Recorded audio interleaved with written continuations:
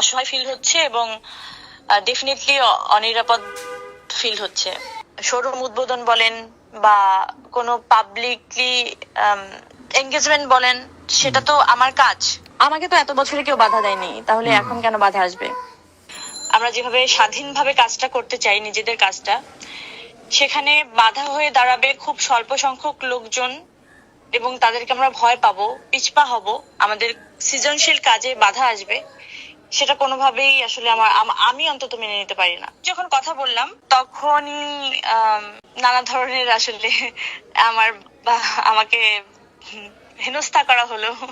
এখানে কি এমন ধর্ম বিরোধী করা হচ্ছে বা ধর্মের উপরে কি আঘাত হচ্ছে আমি ক্লিয়ার না। সো আমি এটাই জানতে চাচ্ছি যে এরা আসলে কারা। এই স্বাধীনতা আমরা যদি এনে দেওয়ার জন্য একটু ভূমিকা রাখি, তাহলে এই স্বাধীনতা আমরা কেন উপভোগ করতে পারতেছি না?